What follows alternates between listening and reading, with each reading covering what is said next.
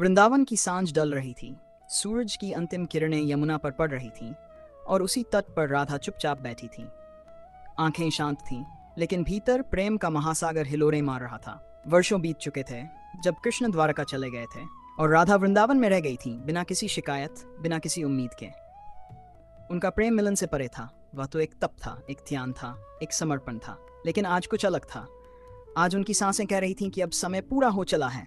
वे उठी, बिना किसी को कुछ कहे द्वारका की ओर चल पड़ी। नंगे पांव, धूल से सना शरीर, लेकिन मन शांत और अडिग। द्वारका पहुंची तो द्वारपालों ने रोका। राजा श्री कृष्ण व्यस्त हैं। राधा ने बस इतना कहा, कह देना राधा आई हैं। शब्द जैसे समय को चीरते हुए कृष्ण तक पहुंचे। कृष्ण थम गए, सांसें रुक गई। हाथ में पकड़ा राजमुकुट गिर पड़ा और वह दौड़ते हुए दरवाजे तक पहुंचे। सामने थी राधा, वर्षों बाद थकी हुई, लेकिन आंखों में वही दिव्यता लिए। कृष्ण बोले, राधे, इतने वर्षों बाद अब क्या चाहिए? राधा मुस्कुराई, कुछ नहीं, बस एक अंतिम इच्छा है। कृष्ण बोले, मांगो राधे।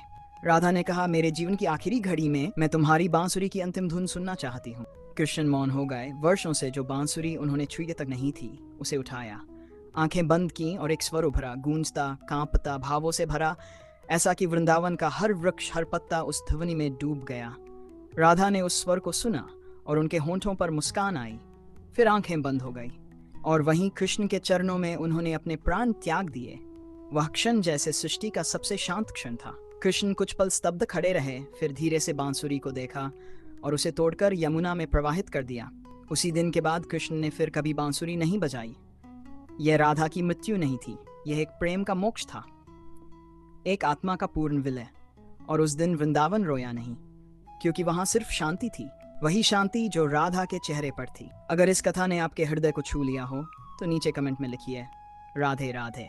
और आगे की कथा जानने के लिए अभी जाएं हमारे YouTube शक्ति पर और सब्सक्राइब करें, क्योंकि यह सिर्फ कहानी नहीं, एक यात्रा है, आत्मा की, प्रेम की और सनातन सत्य की।